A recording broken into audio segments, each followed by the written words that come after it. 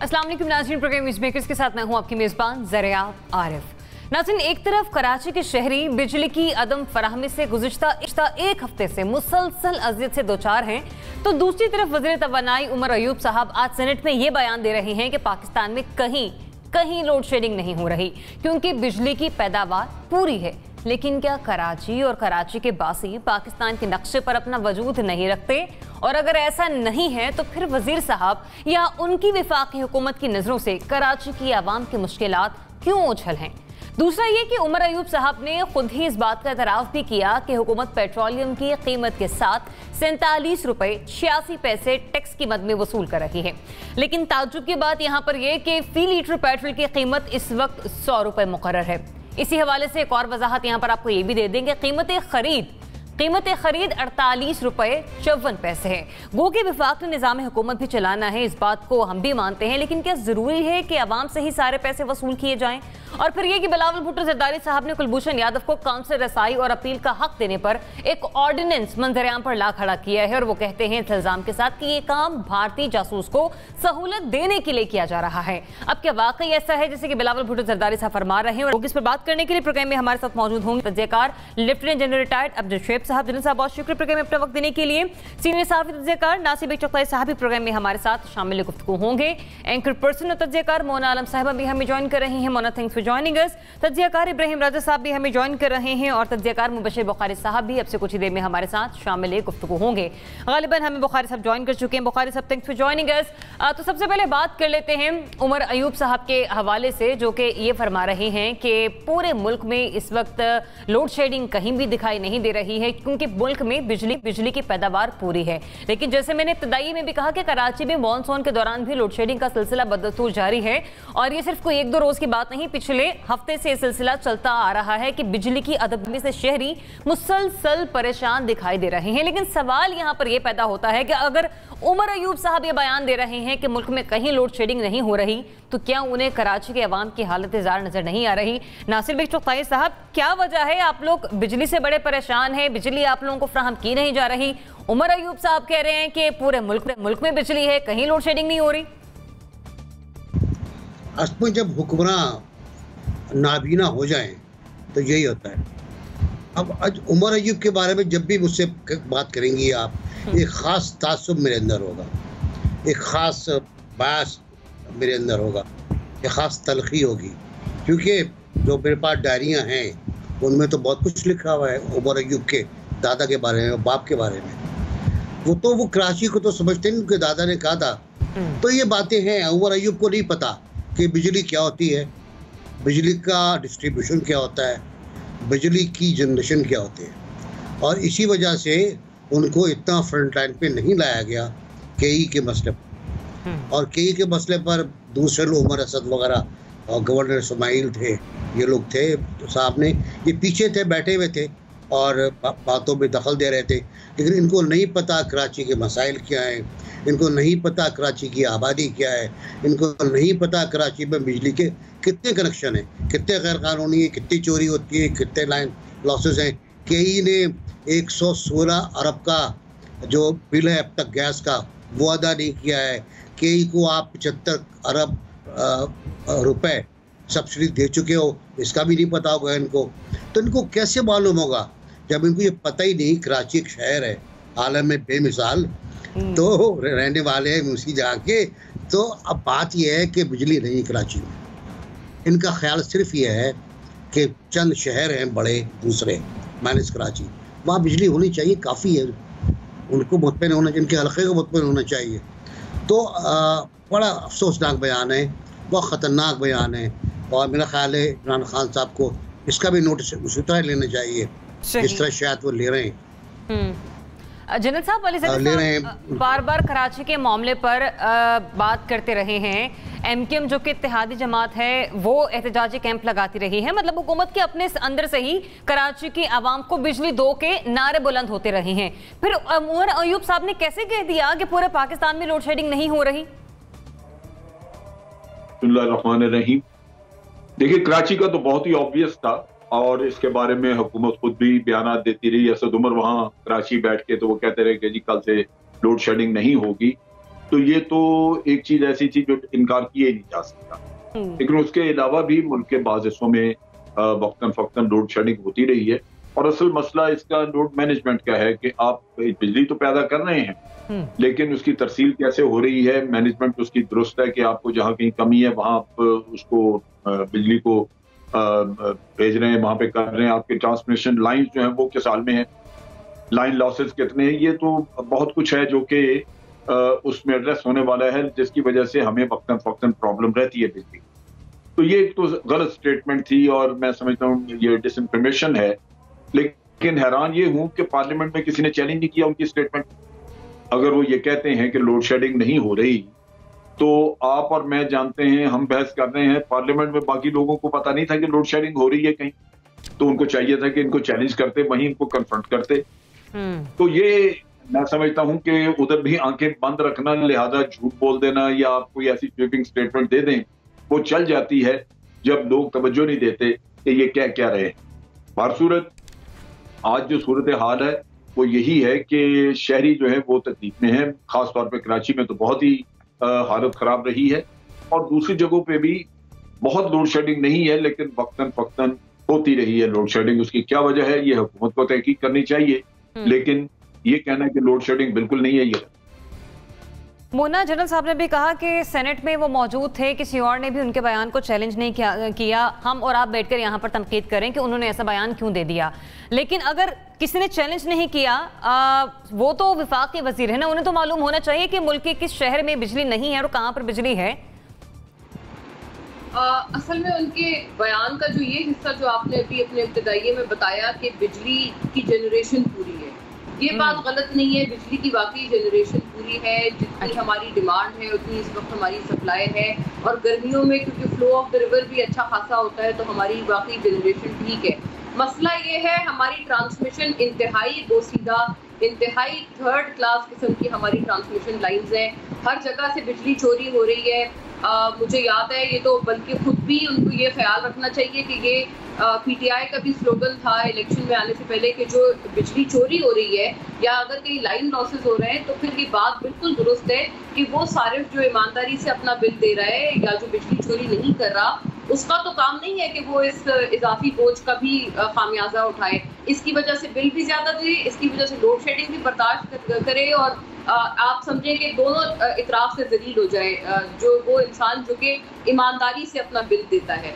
तो ये बात तो बिल्कुल ठीक थी, तो उसी कम से कम मैं समझती हूँ उसी स्लोगन को अगर वफा कर लिया जाए तो वो भी बहुत होगा, क्योंकि वाकई प्रॉब्लम है कि ट्रांसमिशन लाइन ठीक नहीं की गई। किसी गुज़िश्ता गवर्नमेंट में भी ऐसा जनरेशन पर तो बहुत काम हुआ, आईपीपी का तो आपको खुद पता है। वो अब सुनने में आता है कि रीनेगोशिएट कर रहे हैं मुआहदे और बड़े महंगे मुआहदे हुए हैं, वहाँ पर बड़ा काम हुआ था, लेकिन डिस्ट्रीब्यूशन के मैकेनिज्म पर, डिस्ट्रीब्यूशन के पूरे निज़ाम पर कोई काम नहीं हुआ।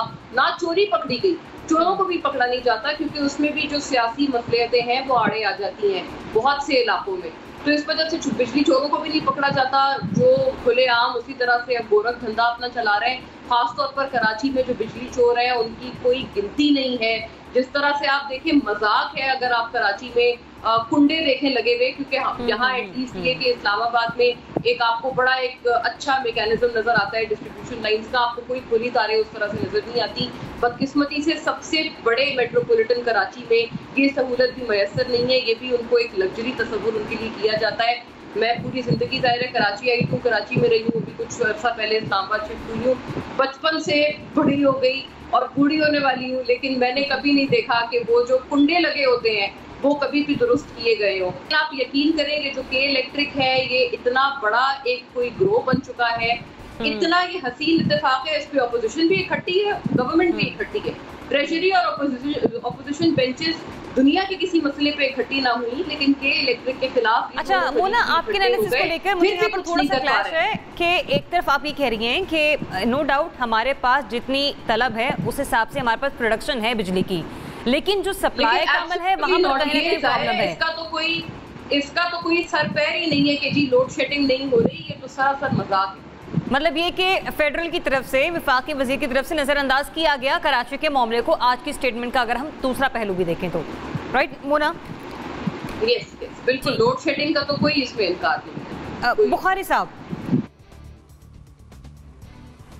देखिए ज़रा अब मिनिस्टर साहब के स्टेटमेंट को मैं क्या तिजाहिल आरिफाना कहूँ या फिर उनकी कम इल्मी कहूँ। बड़ी मज़े की बात यह है कि जब मैं आके आपके स्टूडियो में चेयर पे बैठ के माइक वाइक सेट करवा रहा था, उसी वक्त यहाँ पे लोड शेडिंग हो गई और इस वक्त आपका लाहौर ऑफिस पूरा जनरेटर पे चल रहा है। तो मैं तो कम से कम शाहिद है मतलब आप इस लोड शेडिंग के इस शो के दौरान। जी जी बिल्कुल। और दूसरी बात ये कि जो हमारे पार्लियामेंटेरियंस जिन्होंने मिनिस्टर साहब का बयान सुना, अगर उन्होंने उनको वहाँ पे कॉन्ट्राडिक्ट नहीं किया, उनको रिफ्यूट नहीं किया, तो वो शायद इसलिए नहीं किया, वो इस्लामाबाद के पुरफ़ज़ा मकाम पे रहते हैं जहाँ पे उनको लग्जूरियस किस्म के कमरे मैसर हैं जहाँ पे लोड शेडिंग नहीं होती। उन्हें शायद दूसरे मुल्क के दूसरे हिस्सों के हालात का अंदाज़ा नहीं है, तो शायद वो इसलिए भी नहीं बोले। उनका बोलना इस पे बनता था, चूँकि कराची का इशू तो जो है स्पॉटलाइट में है इस वक्त के ख़िलाफ़ जो मूव वहाँ पे चल रही है वो अवाम की तरफ से भी चल रही है। वहाँ के जो तंजीमें हैं वो उसके खिलाफ बाकायदा मूव चला रही हैं, तो आंखें मूंद लेना ये तो मसला नहीं है। तीसरी बात सबसे अहम मोना इशारा कर रही थी, बिल्कुल ठीक बात है। हमारी प्रोडक्शन नॉर्मली इस सीज़न में जून जुलाई अगस्त स्पेशली जब हमारे हाइडल पावर्स जो हैं अपनी फुल प्रोडक्शन दे रहे होते हैं, तो इस वक्त हमारी तकरीबन जो डिमांड के मुताबिक हम जनरेट कर रहे होते हैं, अभी तक कर रहे हैं। लेकिन मसला वही है डिस्ट्रीब्यूशन का, और हमारा जो डिलैपिडेटेड सिस्टम है जिसके ज़रिए हम तकसीम करते हैं, वो सबसे बड़ा इशू। अभी लाहौर में चूँकि बारिशें हुई हैं रिसेंट, यकीन कीजिए DHA फ़ेज़ 8 में बारिश हुई है सुबह को और अगले दिन शाम तक बिजली नहीं आई। और उसका क्या बहाना बनाया गया जी, ग्रिड में ख़राबी। 2 दिन बाद फिर बारिश हुई, वही सेम सीन रिपीट हो रहा है। जब मैंने बात की कुछ लोगों से नेशनल ग्रिड के, उन्होंने कहा जनाब अली वो मसला ये है कि जितना हिस्सा लाहौर का है उतना जा रहा है, चूँकि हमने डिवाइड किया हुआ है और उतना हिस्सा जा रहा है। अब आपकी अगर तलब ज़्यादा हो गई है तो हम नेशनल ग्रिड से उससे ज़्यादा नहीं दे सकते आपको। ये एक सीधा साधा सा जवाब था, जिसका मतलब है कि हर शहर को इन्होंने जो यूनिट्स हैं वो असाइन किए हुए हैं, उनके लिए एलोकेट किए हुए हैं, उससे ज़्यादा वो देते नहीं हैं और इस वजह से लोड शेडिंग होती है। और ये एक छोटी सी बात है जो हमारे वज़ीर साहब के इल्म में होनी चाहिए थी। और ये तो मैंने आपको लाहौर का वाक़या सुनाया, अगर आप साउथ में चले जाएँ या सेंटर में चले जाएँ, वहाँ बेतहाशा लोड शेडिंग हो रही है। exactly. तो मेरा ख्याल है कि हमारे पार्लियामेंटेरियंस का और हमारे मीडिया का जो आप कर रही हैं, फैक्ट चेक कर रही हैं उनके स्टेटमेंट को, ये पार्लियामेंटेरियंस का भी काम था वहाँ पे खड़े होके। नहीं, आई एग्री कि वाकई लाहौर में लोड शेडिंग हो रही है। मेरे अपने घर से मुझे ये मालूमात मिल रही होती हैं कि लाइट जो है वो 6-6, 8-8 घंटे नहीं आ रही। अच्छा इब्राहिम, जो सिचुएशन है एक तरफ तो ये कि पैदावार पूरी है, लेकिन उस पैदावार का फायदा क्या जब कराची के आवाम को वो मिल नहीं रही। मतलब अगर हम दीगर शहरों की निस्बत कराची का मवाजना करें तो वहां पर सूरत हाल खासी जो है वो परेशान कुन है। तो उस पर ये बयान आ जाना कि लोड शेडिंग कहीं नहीं हो रही, तो क्या वाकई कराची के शहरों की मुश्किलात नजर नहीं आ रही हुकूमत को? देखें, ये जो बिजली का बहरान है इसका आप एक मुख्तसर पस मंज़र देखें तो 2010 से 2013 तक जो पीपल्स पार्टी का दौर था उसमें ये बिजली का बहरान सबसे संगीन था। और उस वक्त हमने देखा कि ग्रिड स्टेशन वगैरह पर भी जो है वो हमले होते रहे और ऐसे ऐसे नित नए फार्मूले पीपल्स पार्टी लेके आई, जिसमें वो एक रेंटल पावर वाला भी था, जिसमें बाद में एक बहुत बड़ा स्कैम बना और हमें जो है एक तो करप्शन का स्कैम बना और बाद में हमें जुर्माना होते होते भी बड़ा लंबा चौड़ा वो बच गया। लेकिन 2013 से ऑनवर्ड 2018 तक, ख़ासतौर पर 2015 से 2018 तक जो CPEC के तहत पावर प्लांट लगे, उसके बाद 2018 में लोड शेडिंग ऑलरेडी ख़त्म हो चुकी थी। और ख़ुद ये हुकूमत जब आई तो इस हुकूमत ने कहा कि अब हमारे नेशनल ग्रिड में बिजली जो है वो सरप्लस है। यानी एक तरफ इन्होंने तनकीद का निशाना बनाना शुरू कर दिया कि पिछले दौर में 5 साल में इतनी बिजली पैदा कर दी जो हमारी ज़रूरत नहीं थी और हमें जो है वो एक्स्ट्रा कॉस्ट जो है वो पे करनी पड़ रही है। लेकिन उस वक्त भी नून लीग के दौर में भी जब पूरे मुल्क में लोड शेडिंग तकरीबन नहीं हो रही थी, ख़त्म तकरीबन हो गई थी, तो उस वक्त भी के इलेक्ट्रिक जो है वो लोड शेडिंग वहाँ पे हो रही थी और कराची के लोगों को कमोबेश इसी किस्म के अजाब का सामना था। अब आप वफाक का मौक़िफ़ सुने तो वो ये कहते हैं कि हम नेशनल ग्रिड से कराची को के इलेक्ट्रिक को जो उसका कोटा है के इलेक्ट्रिक का, उससे ज़्यादा बिजली देने के लिए तैयार हैं। लेकिन चूंकि के इलेक्ट्रिक ने अपना सिस्टम अपग्रेड नहीं किया, इस वजह से के इलेक्ट्रिक का जो सिस्टम है उसमें ये कैपेसिटी नहीं है कि वो जो इजाफी बिजली है जो हम उसको दें वो उसकी आगे तफसील कर सके। हाँ, इसी तरह एक फर्नेस आयल का भी इशू बना रहा कि वो बर वक्त वो के इलेक्ट्रिक का मौक़िफ़ था कि फर्नेस आयल हमें बर वक्त नहीं मिला, फिर LNG वगैरह का भी इशू रहा। लेकिन असल बात यह है कि कराची जो है वो पाकिस्तान का हिस्सा है, कराची के लोग जो हैं वो पाकिस्तान के रहने वाले हैं। अगर के इलेक्ट्रिक ने अपना सिस्टम अपग्रेड नहीं किया तो क्या के इलेक्ट्रिक की कोई उसकी सरजनिश नहीं होनी चाहिए? क्या उसके ऊपर कोई जुर्माना नहीं होना चाहिए? जैसे पहले मुआहिदों की बात हुई थी कि नेपरा को से ज़्यादा निर्ख तय करवाने के लिए बिजली के पावर प्लांट्स, सिर्फ के इलेक्ट्रिक ने नहीं बाकी ये जो पावर प्लांट्स लगे उनकी जो ओरिजिनल कॉस्ट थी वो 3 गुना ज़्यादा तक बताएगी ताकि निर्ख जो है वो नेपरा से ज़्यादा तय करवाए जाएं। तो अगर के इलेक्ट्रिक ने अपना सिस्टम अपग्रेड नहीं किया तो उसके खिलाफ कार्रवाई होनी चाहिए। लेकिन हमने देखा ना नून लीग ने कार्रवाई की और ना ही तहरीक इंसाफ ने की। नून लीग की तो कोई सियासी स्टेक नहीं थे कराची में, लेकिन तहरीक इंसाफ को तो तवक्को से बहुत ज्यादा और बड़ी मौजूदा तरीके से वहां से सीटें मिली हैं कराची से। इनको तो कम से कम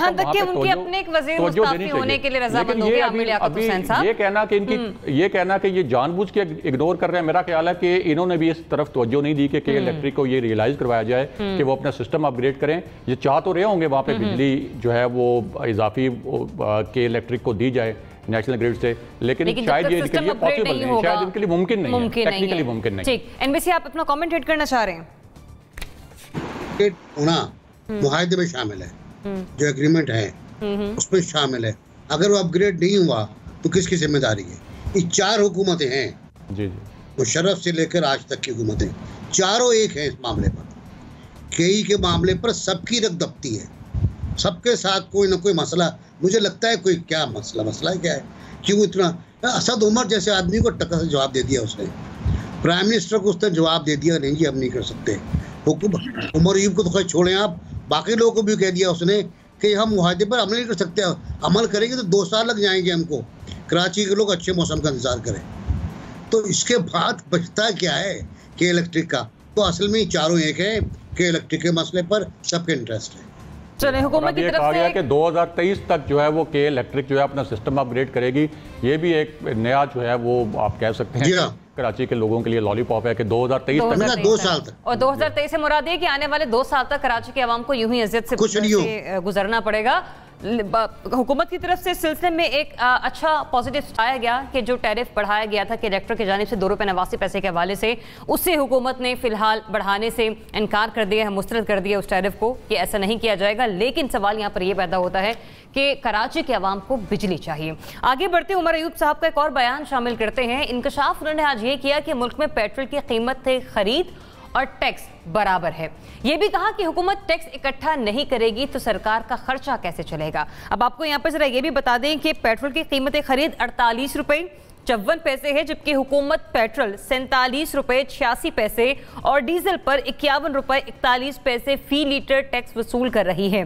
अच्छा, उमर अयूब साहब ने यह भी कहा कि पाकिस्तान में तेल की कीमत इस वक्त सबसे कम है, लेकिन अगर हुकूमत टैक्स वसूल नहीं करेगी तो सेनेट की लाइट्स और तनख्वाह का खर्चा कौन देगा। लेकिन हमारा सवाल यहाँ पर यह है कि पाकिस्तान में पेट्रोल की कीमत खरीद और टैक्स बराबर है, ये एक जायज़ जुल्म है अवाम के साथ। नासिर चौपाई साहब, आप समझते हैं कि हुकूमत अगर ये जो जुल्म कर रही है अवाम पर, ये किसी हद तक जायज़ है क्योंकि उनके पास कोई दूसरा ऑप्शन नहीं है कहीं से टैक्स वसूल करने का? देखिए, मैं आपको बताऊं, कल मुझे घर पर एक बिल दिखाया गया। जिंदगी में पहली बार मैंने बिल देखा, गैस का बिल, जो गुज़िश्ता 4 महीनों का मुकाबले में 3 गुना ज़्यादा है। तो इसका मतलब ये है कि मैंने बहुत गैस इस्तेमाल की। हाँ, लेकिन ना हम गैस पे जनरेटर चलाते हैं, ना कोई गीज़र चल रहा होता है आजकल सिवाय चूल्हा जलने के किचन का। तो ये भी एक मसला आ गया है कि स्लैब उन्होंने बना दिए, सो कॉल्ड स्लैब, कि इतने स्लैब पे कितना, उस पर इतना। अब महंगा कर दिया है। जो बिल आम तौर से 3000 का था वो 12000 का हो गया गैस का बिल। इसी तरह कराची इलेक्ट्रिक के साथ सूरत हाल है, बढ़ाए जा रहे हैं। जो आप मौखिर कह रहे थे ना, रोक दिया, वो मौखिर हुआ है, वो आहिस्ता आहिस्ता वापस लिया जाएगा हमसे टैक्स। वो जो पैसे हैं। तीसरी बात मैं जो बता रहा था वो था कि टैक्स के बारे में इस पर बड़ी डिबेट हुई है। असद उमर ने जब इस इख्तलाफ में थे एक क्लासिकल डिबेट की थी, बहुत ज़बरदस्त और बहुत उसको पजीराई मिली थी कि टैक्स कितना होना चाहिए पर लीटर, कीमत कितनी होनी चाहिए और आवाम तक कितने का पहुँचना चाहिए। उमर अयूब का यह बयान उसके बिल्कुल खिलाफ बरअक्स है। और इससे पहले हम बात भी कर चुके हैं कि फी लीटर जो कीमत खरीद आती है उससे ज़्यादा हम टैक्स ले रहे हैं, उससे ज़्यादा हम टैक्स ले रहे हैं। ये कभी 48 हो जाता है, कभी 50 तक पहुंच जाता है, ये ऊपर नीचे। फिर उसके बाद ऑक्ट्रा है। अच्छा, कराची वालों को चले मिल जाएगा ये एक प्राइस के ऊपर। जब आप आगे जाएंगे, पेशावर से आगे जाएंगे, फिर पेट्रोल महंगा हो जाएगा, इससे मिलावट भी हो जाएगी इसके अंदर, ये ख़राब भी हो जाएगा। फिर ईरान से भी आएगा, उनका डीजल तो आजकल नहीं आ रहा, लेकिन वो भी आएगा और बहुत बदतरीन होगा। तो टैक्स के ऊपर, कीमत खरीद के ऊपर उतना ही टैक्स लगाना बिल्कुल ऐसा है कि जैसे मैं बाहर से गाड़ी मंगाऊं और उतना ही टैक्स ऊपर लगवा दूं, तो मेरे लिए सब बेकार है, मेरे लिए फजूल है। तो ये लूट मार है, ये पीटीआई का मंशूर नहीं था, ये मंशूर की खिलाफ वर्जी है, खुला खिलाफ वर्जी है और उमर अयूब कर। अच्छा मोना, इस वक्त जो कोरोना के हवाले से सिचुएशन हम देख रहे हैं, बजट भी नया आया लेकिन वो टैक्स फ्री बजट था, वहाँ पर कोई नए टैक्स नहीं लगाए गए। हुकूमत की तरफ भी पाकिस्तान में तो हमारे पास यहाँ पर कहीं भी ऑयल के ज़खायर है नहीं कि हम अपना ऑयल खुद से प्रोड्यूस कर रहे हो। तो जब हुकूमत ने टैक्स भी इकट्ठा करना है, गवर्नमेंट को भी चलाना है, सिस्टम को भी चलाना है, ये उसके लिए एक जायज़ है मामला? मतलब ये जुल्म तो कर रही है लेकिन उसके लिए जस्टिफाई किया जा सकता है हुकूमत की तरफ से? मुझे ये भी आपने सेनेट की जैसे बात की ज़रियात के, सेनेट के बिजली के बिल कहाँ से जाएंगे और फिर यहाँ पर इस पूरे इसके अखराजात कौन सस्टेन करेगा। मतलब अवाम क्या क्या सस्टेन करे। अवाम मतलब जो इंसान टैक्स नहीं देता, हर तरह का इनडायरेक्ट टैक्स आपने गरीब तरीन तबके पर, मतलब कोई मासी है, कोई छाबड़ी वाला, कोई ठेले वाला है, कोई जमादार है, कोई ऐसा शख्स नहीं है जो कि इससे मुबर्रा हो और जो इनडायरेक्ट टैक्स की तलवार से बचा हो। हमारे मुल्क में यही बदकिस्मती से हाल है, डायरेक्ट टैक्सेस का कोई हुजूम नहीं है, इनडायरेक्ट टैक्सेस की भरमार है। पेट्रोलियम लेवी अभी की जो कीमतें हैं, जो अभी नए ये पेट्रोल के बढ़ाए गए हैं, उसमें पेट्रोलियम लेवी तकरीबन पहले 8 रुपए कोई था, 8 रुपए से आहिस्ता आहिस्ता बढ़कर अगर 25 रुपए का पेट्रोलियम लेवी ही है, जो कि अलोन एक बहुत ही अनजस्टिफाइड और इनडायरेक्ट टैक्स है, तो उसकी तो कोई समझ वैसे ही नहीं लगती। 25 रुपए का पेट्रोलियम लेवी, बिल्कुल ये बात सही है कि जैसे जैसे लॉकडाउन रिलीज हुआ, इंटरनेशनल ऑयल प्राइसेस बढ़ी, जो कि कहते भी हैं कि ये सबसे बड़ी एक वजह है, ये सबब है एक पेट्रोलियम कीमतों में रिविजन का। लेकिन उसके बाद आप पेट्रोलियम लेवी को यकीनन कम रख सकते थे ताकि इसका जो बोझ है वो ऐसा ना हो कि पूरा का पूरा आवाम पर चला जाए। और इस दफ़ा यही हुआ है कि इसका वाकई पूरा का पूरा बोझ आवाम ही उठा रही है, जो कि पेट्रोल का इस वक्त मामला है। ये भी एक इजाफी बोझ है। पेट्रोलियम लेवी आप देखें आसमान से बातें कर रहा है, इसमें कोई शक नहीं है। और ऐसे में अब ये जो पेट्रोल वाली जो बात है कि अगर ओगरा की जो आउटगोइंग चेयरमैन है, चेयरपर्सन है सॉरी, उनकी तरफ से अब ये बयान आया है, वो ये कह रही हैं कि जो 26 तारीख को कीमतें बढ़ी हैं उसमें ओगरा की कंसल्टेशन नहीं थी। हम बहुत तनकीद करते हैं हमारी रेगुलेटरी अथॉरिटीज़ पर, लेकिन अगर ये बात वो कह रही है, इसमें अगर वाकई सदाकत है, इसको चेक किया जाए, एग्जामिन किया जाए उनके इस बयान को। एक रिपोर्टर से उन्होंने थोड़ी सी बात करते हुए कहा था अगर कोई कंसल्टेशन नहीं थी तो फिर तो ये बड़ा कोई एक अलग ही मामला है जो कि खुल जाएगा, अगर अलग एक पेंडोरास बॉक्स खुल जाएगा, क्योंकि ओगरा की कंसल्टेशन तो बहुत ज़रूरी है जब भी आपने कोई निर्फ इस तरह से बढ़ाने होते हैं या कम करने होते हैं। ओगरा की रेगुलेटरी बॉडी है, अगर आपको ओके करेगी, नोट देगी, तभी आप ये चीज़ कम या ज़्यादा किसी भी चीज़ का निर्फ कर सकते हैं। तो इस तरह से मुझे नहीं पता अगर बाईपास किया गया है या नहीं किया गया, लेकिन उनकी तरफ से ये बयान है, दिस इज़ क्वाइट डेंजरस। और ये पेट्रोल की जहाँ तक बात है, यकीनन ये बात सही है। ये भी एक और आर्ग्यूमेंट था जो हम अमूमन सुनते थे, आपने भी तज़किरा किया कि दीगर जो रीजनल दीगर ममालिक हैं उन सब के मवाज़ने में पाकिस्तान में सबसे कम है। लेकिन मैं इतना भी ज़रूर जानती हूँ कि पाकिस्तान में पर कैपिटा इनकम भी कम है, तो इस वजह से आप इस तरह का इजाफी बोझ पाकिस्तान में, जब पर कैपिटा इनकम कम है, तो आप इतना इजाफी बोझ इनडायरेक्ट टैक्सेशन का नहीं लाद सकते हैं। ये कहीं ना कहीं मामला सुधरना होगा। बिल्कुल कोविड के हालात हैं, टैक्सेस जमा नहीं हो पा रहे, बिल्कुल बजट जो है वो टैक्स फ्री था, लेकिन कुछ और सोचेंगे, ये बिल्कुल ये वाली चीज काम नहीं करेगी। बहुत बड़े बड़े इंसेंटिव्स कंस्ट्रक्शन सेक्टर को दिए गए हैं, वहां से कोई अगर टैक्सेशन है उधर से कुछ टैक्स कलेक्ट करें, उन पे भी थोड़ा सा टैक्स आयद करें। अगर उनसे पूछा नहीं जा रहा है कि वो कहाँ से अपनी इन्वेस्टमेंट लेकर आ रहे हैं, ये आम आवाम पर या आम इंसान पर ये चीज बिल्कुल कहीं से लागू होना नहीं। जनरल साहब, टैक्स कलेक्ट करने के लिए हुकूमत ने कोई और पॉलिसी नहीं बनाई, कोई और प्लान तश्कील नहीं दिया, पेट्रोल का ही ढूंढा और पेट्रोल के हवाले से ही अवाम से टैक्स वसूल किया जा रहा है। किस तरह से देख रहे हैं आप इसे? ये जो जुल्म हो रहा है अवाम पर हुकूमत की तरफ से एक जायज़ है, क्योंकि उन्हें भी तो टैक्स वसूल करना है ना किसी तरीके से। देखिए, इतना ज्यादा टैक्स लेना तो किसी सूरत भी जायज नहीं है, लेकिन मसला ये है कि आप जब IMF से लोन देते हैं तो वो आपको कुछ कंडीशंस देते हैं। अच्छा। क्योंकि उन्होंने तो कर्जा वापस लेना है और वो चाहते हैं कि आपकी आमदन की ये शक्ल आ जाए कि आप कर्जा भी वापस दे सकें। लिहाजा आप अगर उनको कहें कि हम अपने एक्सपोर्ट बढ़ाएंगे, हम ये करेंगे, वो तो बहुत बातें हवा में हैं। आपकी एक्सपोर्ट बढ़ेगी नहीं बढ़ेगी उसका कुछ नहीं कहा जा सकता, लेकिन जो चीज सामने है जिस पे माल कमाया जा सकता है और अदायगी हो सकती है वो है बिजली, गैस और आपका पेट्रोल। इसकी कीमत फौरन चढ़ा दी जाती है और यही आपसे मुतालबा करता है IMF कि इनकी कीमतें चढ़ाएं, क्योंकि ये उनको अंदाजा होता है कि ये तो पैसा आपको स्ट्रेट अवे आ जाए।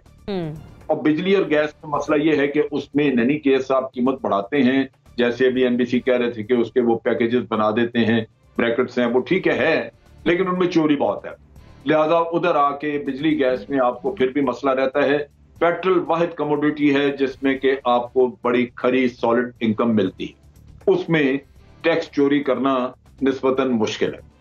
बाकी जगहों पे टैक्स बहुत चोरी होता है। आप गवर्नमेंट की आमदन जो है वो बढ़ नहीं रही, क्योंकि आप देखिए कि मैं मसलन इस्लामाबाद में, मुझे पता है मैं सेल्स टैक्स देता हूँ 17%, लेकिन जिसको सेल टैक्स मैं देता हूँ वो खुद फाइलर नहीं है, वो आगे सेल टैक्स दे ही नहीं रहा किसी को। तो बेशुमार यहाँ पे वो दुकानें और कारोबार और काम ऐसे हैं जो आपसे वसूल करते हैं लेकिन आगे देते नहीं, क्योंकि वो फाइलर नहीं है। उनको फाइलर बनाने की कोशिश की गई लेकिन उन्होंने रेजिस्ट किया और वो निकल गए आपके नट से। तो अब मसला ये है कि ये आसान हल है। आपके इकोनॉमिस्ट हैं, अगर वो बैठ के और रास्ते निकालें, जैसे सर्विसेज हैं जहां इन्वेस्टमेंट कम लेकिन आपको इनकम आ सकती है, जैसे IT का सेक्टर है, और उधर मेहनत करें तो आपको इधर शायद टैक्स लगाने ना पड़े। लेकिन जब ये उधर कोई रास्ता नहीं निकलता या उधर मेहनत करते नहीं है, उधर कोई आप नई चीज निकालते नहीं जिससे कि आमदन हो, तो फिर IMF की कंडीशन तो पूरी करनी है, क्योंकि उन्होंने अपने पैसे वसूल करने हैं। जब आपको पैसे दिए तो पैसे लेने तो है ना उन्होंने। तो ये एक बड़ा मसला है जहां हम फंसे हुए हैं कि ना तो लोग टैक्स देने को तैयार हैं, सेल टैक्स अक्सर खाया जाता है, और इसी तरह बाकी चीजों में चोरी चकारी है। ले दे के पेट्रोल है जिधर जोर चलता है और गवर्नमेंट ने दबा के टैक्स लगाया हुआ है। आप रोते धोते रहे, ये काम पहले भी चलता है। असद उमर की बात की कि वो रोए धोए थे असद उमर। तो जनरल साहब, जायज हुआ या नहीं हुआ ये सारा मामला हुकूमत के लिए? है तो नाजायज, ठीक है, उसमें कोई शक नहीं है, लेकिन इससे आपकी जान छूटेगी नहीं। मैं ये आपको याद कराना चाह रहा हूँ कि अगर आपको ये ख्याल हो कि हमारे जायज या नाजायज कह देने से किसी की जान, तो होगा नहीं, जान नहीं छूटेगी। ये रहेगा इसी तरह, क्योंकि हमारे मुल्क का और कोई जरिया नहीं। आप चले, मैं आप ही का पॉइंट पकड़ के इब्राहिम के पास आती हूँ। इब्राहिम, जनरल साहब ने फरमाया कि ऑयल, गैस, बिजली ये एक ऐसी बेसिक नेसेसिटीज हैं कि इनसे जो डायरेक्ट टैक्स है वो एक्चुअल कंडीशन में हुकूमत के पास जाता है, बजाय इसके कि वो दूसरी जगहों से टैक्स कलेक्शन करे। लिहाजा हुकूमत को यही रास्ता नजर आता है तो वो इसलिए यहाँ पर टैक्स लगा देती जरा ज्यादा। तो लगा भी दिया जाए तो उसके बावजूद हुकूमत के लिए इतना टैक्स लेना जायज है? देखें, एक तो इस मामले पर असद उमर जब अपोजिशन में थे और उन्होंने जो ट्वीट किया था कि पेट्रोल की कीमत 46 रुपये होनी चाहिए, असल कीमत 46 रुपये और बाकी सारे टैक्स हैं, और हज़ारों दफ़ा वो रीट्वीट हुआ था। तो पहले तो वो जो ट्वीट था उनका, उसको कोई फ्रेम करवा के जो है ना वो असद उमर साहब के ऑफिस में लगाना चाहिए, ताकि जब भी वो अपने ऑफिस जाएँ तो वो उसको देखें और फिर उसके मुताबिक जो है कैबिनेट में कोई आवाज़ उठाएं कि लोगों के साथ ये क्या हो रहा है। दूसरा, ये जो बात हुई कि ये जो रीसेंट स्पाइक था और इतना ज़्यादा इजाफा था पेट्रोलियम प्राइसेस में, ये बात ठीक है। मैं आपको ऑन रिकॉर्ड बता रहा हूँ कि जब ये खबरें आनी शुरू हुई कि इतना ज़्यादा इजाफा हो गया, तो उस वक्त हमने ओगरा हुकाम से रब्ता किया, तो उन्होंने कहा कि हमें कोर्ट करके चला देंगे कि ये हमारी तरफ से कोई समरी मूव नहीं हुई, हमने इस दफ़ा कोई समरी मूव नहीं की, और ये फाइनेंस मिनिस्ट्री ने किया, और उसका फिर बाकायदा नोटिफिकेशन जो है वो फाइनेंस मिनिस्ट्री की तरफ से आया। तीसरा, ये जो हुकूमतें पेट्रोलियम लेवी को बढ़ाती हैं, इसके अंदर ये आवाम के साथ एक बड़ा ट्रिक करती हैं। अब ये जो GST है, ये तो अब जो है वो बराबर तकसीम हो जाता है सूबों में भी। ये जो पेट्रोलियम लेवी है, ये सारा जो है वो वफाक की जेब में जाता है। तो इसलिए इनके पास एक आसान ये फार्मूला है अपना रेवेन्यू बढ़ाने का कि पेट्रोल के ऊपर जो है वो पेट्रोलियम लेवी, पेट्रोलियम मसनूआत के ऊपर आप बढ़ाते जाएं और डायरेक्ट जो वो लेवी के ज़रिए जो टैक्स आएगा वो वफाक की जेब में जाएगा। चौथा, बार बार हमें बताते हैं कि बाकी जो ममालिक हैं वहाँ पे पेट्रोलियम जो मसनूआत है उनकी कीमतें क्या हैं। नवाज शरीफ दौर में इसहाक डार भी यही विर्द किया करते थे कि जब भी थोड़ी सी पेट्रोल प्राइसेस बढ़ती थी, अगरचे उस वक्त कई दफ़ा ऐसा होता था, वो एक और नया ड्रामा था कि ओगरा भेजेगा 20 रुपये की समरी और इसहाक डार साहब आ जाते थे कि अच्छा जी हम 15 रुपये बढ़ा रहे हैं, देखें हमने बड़ा एहसान किया कि 5 रुपये जो ओगरा ने भेजी थी हमने उससे 5 रुपये जो है वो कम किया है। एक तो वो कुव्वत ख़रीद नहीं बताते, लेकिन अगर चलें कुव्वत ख़रीद को फैक्टर आप माइनस भी कर दें तो उस वक्त जब पेट्रोलियम प्राइसेस बढ़ती थी तो इमरान खान साहब बतौर तहरीक इंसाफ के अपोजिशन लीडर उस वक्त वो बार बार कहते थे कि ये पेट्रोल बम गिरा दिया गया। उस वक्त कभी उन्होंने ये कंपैरिजन नहीं हमें बताया था कि बाकी मुल्कों में पेट्रोल प्राइसेस क्या हैं और अब जो है वो पेट्रोल सही, वो अगर बम गिराएंगे तो आज की ये इस हुकूमत का एक काम है, ये हुकूमत ये कर रही है कि ऐसी जगहों पे आप टैक्स लगाएं, यानी बिजली पे लगा दिया, गैस पे लगा दिया 200-300%, जो अनअवॉइडेबल है कि जो आम बंदा उनसे बच नहीं सकता। पेट्रोल पे भी लगा दिया, इस पर तो अवाम ने लेकिन जो माफिया से इन्होंने निकलवाने थे ना वो उन्होंने कोई रकम निकलवाई। पावर स्कैंडल इतना बड़ा आया उनके खिलाफ, वो सिर्फ स्कैंडल ही आया, उसकी इंक्वायरी रिपोर्ट आई, कोई कार्रवाई नहीं हुई। शुगर मिल स्कैंडल आया, उसके ऊपर भी हमें कोई कार्रवाई होते नजर नहीं आई कि कोई वहां से रिकवरी हो। लेकिन सारा जो रेवेन्यू जनरेशन करनी है वो आवाम के ऊपर बराह रास्त टैक्स लगा के करनी है। बुखारी साहब, सारी बातें हो चुकी। सबसे पहले तो पॉइंट ये मैं क्लियर कर दूं, जिस तरह माजी की हुकूमतें करती रही हैं और उन सब हुकूमतों के ऐसे इक़दामात को हम नाजायज़ कहते रहे हैं और अवाम के साथ जुल्म कहते रहे हैं, आज भी हम यही कहते हैं कि ये अवाम के साथ जुल्म है। लेकिन उसके साथ साथ हमें इसकी कॉम्प्लिकेशंस को भी इग्नोर नहीं करना चाहिए। कॉम्प्लिकेशंस जनरल साहब ने बयान कर दी, इब्राहिम ने, नासिर भाई ने, मोना ने।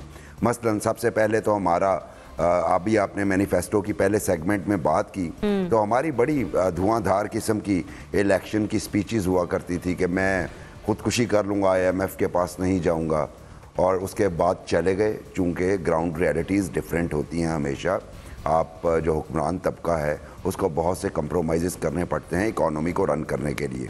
तो ये जो कुछ हो रहा है ये सारा कुछ, मसलन आपको IMF कहती है जी आप अपना इन्फ्लेशन को कंट्रोल करेंगे, आप डेप्रिसिएशन को कम करेंगे, आप जो डेफिसिट्स हैं, वो ट्रेड हो या आपका बजटरी हो, उसको करेंगे, और उसके साथ आप टैक्स नेट को बढ़ाएंगे, डायरेक्ट टैक्स नेट को।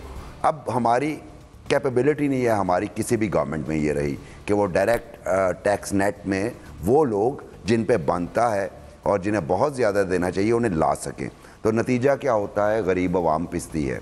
और ये 3 ही टूल हैं हमारे पास। पावर टैरिफ यानी उसमें इजाफा, उसकी तरफ हम गौर नहीं कर रहे। अगर आप उसका कंपैरिजन पेट्रोलियम प्राइसेस से करें तो वो आपको कहीं ज़्यादा नज़र आएगा। वहाँ तो पता नहीं हमारे पैसों से डैम भी बन रहे थे और पता नहीं क्या क्या बन रहा था। वो सारा कुछ वो तो ट्रिपल टाइम उसकी प्राइस आपसे वसूल कर रहे हैं। तो ले दे के बात ये रेवेन्यू कलेक्शन के लिए यही रह जाता है कि गरीबों की जेब से निकलवाया जाए। और सबसे अहम बात ये, पहले सेगमेंट में मैं ये कहना चाह रहा था, यहाँ पे एक बहुत बड़ा नेटवर्क है चोरों का, तो है बिजली चोरों का, लेकिन एक बहुत बड़ा नेटवर्क है जो उनकी आनत करता है बिजली चोरों की, जिन्हें हम मीटर रीडर माफिया कहते हैं। यकीन कीजिए मैं ऐसे बहुत सारे दोस्तों को जानता हूं जिनके घर 4-4 एयर कंडीशनर्स चलते हैं और मैं अक्सर उन्हें लान तान भी किया करता हूं कि तुम मीटर रीडर के साथ मिले हुए हो और तुम उसे कुछ रकम लगाते हो, तुम्हारा बहुत ज़्यादा बिल आएगा 8,000, और मेरे जैसा गरीब आदमी जो एक एयर कंडीशनर इस्तेमाल करता है, इस माह मैंने 36,000 का बिल अदा किया है। तो ये उन चोरों की जगह पे आप और मेरे जैसे लोग जो पे कर रहे होते हैं। तो ऐसी सूरत हाल जिस मुल्क में होगी वहाँ पे हुक्मरानों के पास कोई चारा नहीं होता इनडायरेक्ट टैक्सेस को इम्पोज करने के अलावा, और ये जो यूटिलिटीज हैं इस पे ज्यादा से ज्यादा टैक्सेस पे। तो मतलब रेवेन्यू कलेक्शन के लिए हुकूमत ये समझती है कि डायरेक्ट टैक्स जो है वो उन्हें वसूल होता है ऑयल से, गैस से, बिजली से, लेकिन मसला वहां पर यह भी आ जाता है कि ये सिर्फ आवाम की जेबों से न जाए। एक आखिरी बात जो मैं ये कहना चाह रहा हूँ, जब ये कहते हैं कि बहुत कम है यहाँ पे दूसरे मुल्कों की निस्बत, तो कम से कम जो इनडायरेक्ट टैक्सेस का कंपैरिजन है वो भी बताया करें कि वो दूसरे ममालिक में कितने और यहाँ पे कितने हैं। मेरा ख्याल है हम टॉप 3 में खड़े हैं साउथ एशियन रीजन में। शायद ही मुमकिन हो पाता अगर तो पाकिस्तान तहरीक इंसाफ अपोजिशन में होती, वो अलग बात है कि अभी हुकूमत में है तो वो कंपैरिजन हमारे सामने नजर नहीं आता। अभी बढ़ना मुझे ब्रेक से वापस आते तो बिलावल भुट्टो जरदारी साहब का बयान शामिल करते हैं, जिसमें वो ये कह रहे हैं कि कुलभूषण यादव के साथ जो मामला जो सूरत हाल इख्तियार की जा रही है वो हुकूमत सहूलत कारी कर रही है कुलभूषण यादव के साथ। ये इल्जाम उनका कितना जायज है उस पर बात करते हैं इस ब्रेक के बाद। Straight you.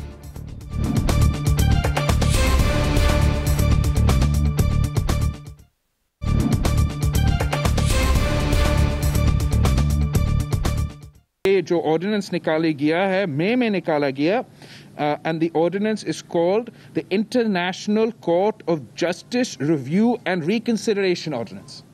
तो ये ऑर्डिनेंस क्या है? ये है ऑर्डिनेंस कुलभूषण यादव के लिए। ये कुलभूषण यादव को फैसिलिटेट करने के लिए हुकूमत ने ये ऑर्डिनेंस इंट्रोड्यूस किया है, और ये ऑर्डिनेंस इलीगल और अनकॉन्स्टिट्यूशनल है।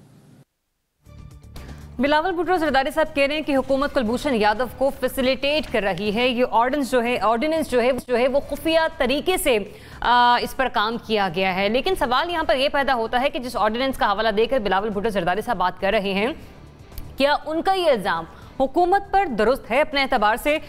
जनरल साहब, बिलावल कह रहे हैं अगर ऐसा ऑर्डिनेंस अगर हम लेकर आते तो दिफाए पाकिस्तान काउंसिल इस्लामाबाद में धरना दे देती। हुकूमत ने किया तो किसी ने कुछ नहीं किया। अब जो वो इल्जाम फैसिलिटेटर के तौर पर लगा रहे हैं इस हुकूमत पर, इस गवर्नमेंट पर, बिलावल जिस नजरिए से देख रहे हैं वो दुरुस्त कह रहे हैं? नहीं, मेरा ख्याल है वो गलत कह रहे हैं। ये भी एक मेरा ख्याल है सियासत है। असल चीज ये है कि इंटरनेशनल कोर्ट ऑफ जस्टिस ने आपको ये कहा कि इसका रिव्यू करवाना है। ये रिव्यू लीगली हो नहीं सकता इस वजह से कि जो इंडिविजुअल है उसने करना होता है। इंडिविजुअल कह रहा है कि मैंने रिव्यू नहीं करवाना। अब जिसका राइट है वो करवा नहीं रहा, तो आप किसी और हुकूमत को ये दे रहे हैं राइट, उसका कानूनी जवाब क्या हो? आपने तो आईसीजे की कंडीशन जो है, जो उन्होंने आपको ऑर्डर्स दिए आप वो पूरे कर रहे हैं, और उसके लिए आपको एक हल निकालना पड़ा कानूनी, ताकि वो जो वहां से आपने एक फैसला तस्लीम कर लिया कि हाँ हम इस पे अमल करेंगे, तो अमल उस पर करवाने के लिए आपको ये रिव्यू का रास्ता निकालने के लिए ये काम करना पड़ा, वरना इसकी जरूरत नहीं थी। लेकिन ये सारी चीजें हो क्यों रही? खराबी वहां पे हुई जहां हम इंटरनेशनल कोर्ट ऑफ जस्टिस में जाने के लिए तैयार हो गए। हमने तस्लीम कर लिया कि हम केस वहां पे लेके आके लड़ेंगे, जबकि ये हमारी नेशनल सिक्योरिटी का मसला था। इसका मतलब यह है कि जब भी कोई नेशनल सिक्योरिटी का किस्सा है, अगर भारत चाहे वो घसीट ले आपको इंटरनेशनल कोर्ट ऑफ जस्टिस में और आपके ऊपर इस तरह की पाबंदियां, इस तरह के अहकाम सादर हो जाएं, क्या ये हमारे मुफाद में है? हमें तो ये कोर्ट में जाने से इनकार करना चाहिए। हमें कहना चाहिए था कि जनाब हम ये नहीं मानते, क्योंकि ये हमारी नेशनल सिक्योरिटी का इशू है। नेशनल सिक्योरिटी के मामला के ऊपर आप फैसला कर सकते हैं, तो आप ना चाहते। लेकिन जब आप भागे भागे गए वहां पे, तो ये अल्लाह का शुक्र अदा करें कि उन्होंने आपके केस को खत्म ही नहीं कर दिया, क्योंकि international Court of justice United nation के बाकी तमाम अदारों की तरह जैसे वो चलते हैं, इसी तरह ये भी चलता है। इंसाफ वगैरह तो वहां नहीं मिलता, वहां सियासत है, वहां पे इन्फ्लुएंस काम करता है। जो मुल्क उनका खर्चा उठाते हैं इस कोर्ट का, जो यूनाइटेड नेशन को पैसे देते हैं, उनका इख्तियार है वहां पे, उन्हीं का उनके कहने के मुताबिक फैसले होते हैं वहां पे। ये तो आप बच गए हैं, वरना तो आपको ये फैसला पकड़ाना था कि जनाब इनका बंदा छोड़ें। तो ये वो चीज है, तो हमने इंतहाई गलत एक फैसला करके अपनी गर्दन खुद पेश कर दी। अब वो फंसी हुई है, उसके लिए कभी आपको कोई आपको ऑर्डिनेंस लाना पड़ता है, कभी कुछ करना पड़ता है ताकि आप शुरू हो सकें।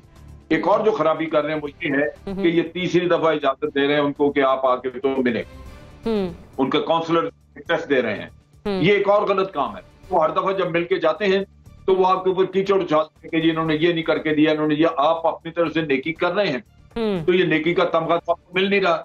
आप क्यों अपना बार बार मुंह पेश कर रहे हैं कि इसके ऊपर वो कीचड़ मले?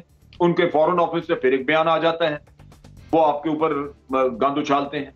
तो ये इतना मैं समझता हूँ, कुछ समझ नहीं लगती कि हमें प्रॉब्लम है क्या, हम क्यों इतनी कमजोरी का मुजाहरा करते हैं, कभी इंसानियत के नाम पे, कभी ताकियत के नाम पे। ये कम से कम मेरा ख्याल है कि इस माहौल में जहाँ कश्मीरियों के ऊपर इतना जुल्म और बर्बरियत वो कर रहे हैं और कोई इंसानियत, कोई अखलाकियात का दखल अमल नहीं है, वहाँ हमें इस तरह की बात करने से गुरेज करना चाहिए। ठीक है, इस बात को वाकई अक्सर लोग तस्लीम करते हैं कि आईसीजे में पाकिस्तान ने जिस तरह से मामले को प्रेजेंट किया था वो वाकई खासा वीक था, लेकिन एनबीसी जो बिलावल आज बात कर रहे हैं वो आप उनका दावा किस हद तक दुरुस्त समझ रहे हैं? ये बात तो बिल्कुल दुरुस्त है कि अगर उनकी हुकूमत करती है, नवाज शरीफ करता तो गद्दारी तक के इल्जाम अब लग चुके होते अब तक एक आध दिन के अंदर अंदर। लेकिन मेरा सवाल ये है कि मई में जब ये ऑर्डिनेंस आता है, हमने इस पर पहले इस ज़माने में कहीं पर मैंने बात भी की थी, एक लेक्चर भी था, तो उसके बाद क्या, उसके बाद हम क्यों खामोश बैठे रहे, हम कोर्ट में क्यों नहीं चले गए? अगर हमारा स्टैंड ये है कि ये गैर आइनी और गैर कानूनी है तो हम कोर्ट में चले जाते हैं, वहाँ उसको चैलेंज कर देते, या हम कौमी असम्बली में खड़े हो जाते। क्या आप ले डाउन तो करें ना टेबल के ऊपर डिबेट के लिए, बात तो करें ना। बात हुई, चोरी छुपे ये ऑर्डिनेंस लाया गया और बिल्कुल जनरल साहब ने बिल्कुल सही सस्पेंड दिया है। मैं एक बात और वाज़ेह कर दूँ कि हुकूमत को ऑर्डिनेंस जारी करने का इख्तियार है। अब वो किस तरह का ऑर्डिनेंस होगा ये आपकी अपनी ज़मीर पर, अपनी मर्जी पर, आपकी खारजा और दाखिला पॉलिसी की कमज़ोरी पर मुश्तमिल है। आप आईसीजे गए तो आपके साथ एक कारवां था, काफिला था, बड़े बड़े टॉप के वकीलों का।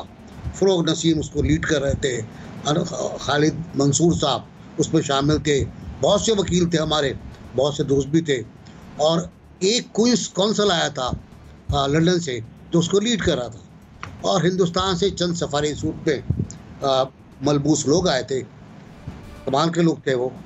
हमने जो दलील दी वो ये थी कि दहशतगर्द को कोई राइट हासिल नहीं है एक्सेस का, जो दहशतगर्द है, और ये सबसे बड़ी गलती थी हमारी। कोर्ट ने जो फैसला दिया वो ये दिया कि दहशतगर्द के भी इंसानी हुकूक होते हैं। लिहाजा आप अगर ये दहशतगर्द भी है, गैर मुल्की दहशतगर्द है, तब भी इसको आप मुलाकात दें, एक्सेस दें, काउंसलर एक्सेस दें, इससे मिलने दें, मशवरा करने दें, इसको रिव्यू पे जाने दें। लेकिन साथ ही कोर्ट ने इंडिया की जो दो पिटीशंस थी, एक बरियत की और एक रिहाई की, दोनों मुस्तरद। ठीक है, तो लेकिन हम दब गए थे और हम मुस्तकिल दबे में। तीसरी बार दावत दी है हमने, दावत शिराज दी है कि अब आप आ जाइए, कोई कमरे में नहीं होगा, वो होगा। और मुझे खतरा है, मैं सेकंड वर्ल्ड वार के बाद कोल्ड वार की बात कर रहा हूँ, कि ऐसे जासूसों को उनके पेरेंट्स कोई ना कोई गोली खिला देते हैं ताकि वो मर जाए। सही, मतलब बयाना कन्वेंशन के तहत जो रसाई मिली वो यकीनी तौर पर हमारे गले का तोक बनी रही। लेकिन बुखारी साहब, बिलावल भुट्टो जरदारी साहब आज जिस तरह से ऑब्जेक्शन कर रहे हैं, फैसिलिटेटर का इल्जाम लगा रहे हैं वो पीटीआई गवर्नमेंट पर। मेरा ख्याल है पॉलिटिकल रेटोरिक है, और ऐसे मामलात पे इस तरह के जो बयानबाजी है वो नहीं होनी चाहिए। ये बात ठीक है कि अगर पीपल्स पार्टी ने की होती तो इस वक्त मेरे समेत सब बहुत ज़्यादा लान तान कर रहे होते, ये जाने बगैर के जी आईसीजे का फ़ैसला है, उन्होंने ही काउंसलर एक्सेस की बात की है, उन्होंने ही हमें हुक्म दिया है कि जनाब आप रिव्यू पिटिशन के लिए कोई मैकेनिज़्म तैयार करें, जिसके तहत हमने ऑर्डिनेंस किया 20 मई को। 60 डेज़ के प्रोमलगेशन के बाद 60 दिन का गालबन टाइम है जिसमें वो रिव्यू पिटिशन कर सकते हैं। और जो कंसर्न होना चाहिए वो ये होना चाहिए कि ये ऑर्डिनेंस जो है अभी तक किसी भी हाउस में पेश क्यों नहीं, टेबल क्यों नहीं किया गया, जिसकी तरफ गालिबन कल रज़ा रब्बानी साहब ने जो है वो निशानदही की है कि आप इस इतने इम्पॉर्टेंट बिज़नेस को हाउस में पेश क्यों नहीं कर रहे। तो हमारे लिए भी ये मैटर ऑफ कंसर्न होना चाहिए कि ऑर्डिनेंस किस तरह का है और इसमें क्या क्या मवाद मौजूद है, और इसको बाकायदा डिबेट होना चाहिए पार्लियामेंट में। और अगर एक्ट ऑफ पार्लियामेंट के ज़रिए से तौसीक दिलाएंगे तो यकीनन हुकूमत के लिए भी बेहतरी होगी और पाकिस्तान के लिए भी बेहतरी होगी, और पाकिस्तान आईसीजे के सामने अपना स्टेटस जो है वो ज़्यादा बुलंद कर पाएगा कि देखिए हम तो इंटरनेशनल लॉज को जो है बड़ा स्ट्रिक्टली स्ट्रांगली और फॉलो करते हैं, एथिकल ग्राउंड के ऊपर ये सारा कुछ किया। और बिल्कुल ठीक बात कही कि काउंसलर एक्सेस आप दें, चूँकि उनका डिसीजन है, उनका आपको ऑर्डर है, लेकिन उसके कुछ जो कवानीन और असूल वज़ा किए गए हैं कि वाकई में अगर कोई गोली दे दे या कुछ ऐसा कुछ दे दे और वो हमारी कस्टडी में चला जाए इस दुनिया से, तो सारी बदनामी तो पाकिस्तान के खाते में आएगी। तो मेरा ख्याल है कि इतना हमें इग्नोरेंस जो है ना इस मामले में शो नहीं करनी चाहिए। मोना, अब बिलावल साहब का शिकवा तो किसी हद तक जायज़ है इस पर मुबशिर बुखारी साहब के पार्लियामेंट और अवाम को एतमाद मिलाना चाहिए था गवर्नमेंट को, लेकिन जो इल्ज़ामात वो लगा रहे हैं उस पर आपके एनालिसिस क्या है? अच्छा, ये मुझे लगता है जो अभी बात की है, यकीनन देखिए पार्लियामान बेहतरीन फोरम है, इसमें तो कोई शुबा नहीं है। और कोई भी चीज़ जो पार्लियामेंट से होके आती है, फैसला पार्लियामेंट से होके आता है, वो एक तरह से हम कह सकते हैं कि वो फूल प्रूफ होता है। उसमें पूरा आवाम का, अवामी नुमाइंदों का मैंडेट शामिल होता है एज पर द कॉन्स्टिट्यूशन, तो इसमें तो खैर कोई शुबा नहीं है। दूसरी जो ये बात है, मुझे लगता है सिर्फ इसको थोड़ा सा जो एक अंदाज़े बयान इस मामले पर है, बहुत मोहतात अंदाज में लेकर चलना चाहिए इसको। कुछ ऐसी चीज़ें हैं यकीनन, क्योंकि इस वक्त जो एक फॉरेन डॉक्ट्राइन हमें नज़र आ रहा है वो यही है कि पाकिस्तान बड़ा अबाइड कर रहा है बैनुल-अक़वामी नॉर्म्स से, और बैनुल-अक़वामी जितनी भी जो भी रिक्वायरमेंट्स हैं उनसे पाकिस्तान बड़ा अबाइड करता हुआ नजर आ रहा है। खासतौर पर इसके बड़े ताने बाने खैर वगैरह इन मामलात से जुड़ते हैं। तो आईसीजे में भी बेसिकली बात यही है कि उन्हीं को जो उनकी जजमेंट है उसी को हम आगे दे रहे हैं। मेरे पास वक्त बहुत मुख्तसर रह गया है, मुझे इब्राहिम की तरफ भी जाना है। जस्टिस के बिल्कुल ये आईसीजे का एक मामला है, और अपोजिशन अगर इसको बिल्कुल ये बात सही है पार्लियामेंट के थ्रू, तो ये यकीनन ये तमाम चीजें होनी चाहिए, उसमें डिस्कशन भी करें, सब कुछ करें, लेकिन जिस तरह से बात कर रहे हैं थोड़ा सा इस मोहतात अंदाज में हालात में थोड़ा सा रहकर बात करें। Ibrahim, quickly audio comment please, quickly. देखें, ये बिलावल भुट्टो का इल्ज़ाम उस नारे का तसलसल है जो नवाज शरीफ के दौर में नवाज शरीफ के खिलाफ लगाया गया कि मोदी का जो यार है वो गद्दार है। वो नारे बिलावल भुट्टो ने आज़ाद कश्मीर में भी जाके लगवाए, तहरीक इंसाफ भी लगवाती रही मियाँ नवाज शरीफ के खिलाफ। ना तो मियाँ नवाज शरीफ मोदी के यार थे, ना इमरान खान साहब मोदी के यार हैं, और ना ही बिलावल भुट्टो साहब जो हैं वो मोदी के यार हैं। अब बात यह है कि जब ये आईसीजे में मैटर गया, ये तो खुद भारतीय मीडिया ने खुद साबित कर दिया अपनी रिपोर्ट्स के ज़रिए कि मुबारक हुसैन पटेल के नाम से इसने एक और पासपोर्ट भी बनवाया हुआ था। तमाम एविडेंस ऐसे मौजूद हैं कि ना सिर्फ ये जासूस था बल्कि इसने पाकिस्तान में दहशतगर्दी करवाई। लेकिन जाहिर है कि मिलिट्री कोर्ट से इसको सजा हुई, तो उसके ऊपर इंडिया वालों ने वहां पे जाके सवालात उठाए हैं इंटरनेशनल कोर्ट ऑफ जस्टिस में। तो अब जो हमें उस अदालत से रिकमेंडेशन मिली है कि ये कंडीशंस हैं आपने पूरी करनी है, तो इन कंडीशंस को पूरी करने का कोई मतलब ऐसा नहीं है कि वो पॉइंट आपका आ गया इब्राहिम, हम फैसिलिटेट कर रहे हैं। तो इस मामले पे कम से कम यहाँ पर आप सबके एनालिसिस के मुताबिक कि इस मामले पॉलिटिसाइज नहीं करना चाहिए, जो काम हुकूमत नहीं कर सकी वो अपोजिशन ने काम कर ले कि पार्लियामेंट में इस मामले को उठा ले। इसी के साथ ही मुझे मेहमानों को दीजिए इजाजत। अल्लाह हाफ़िज़।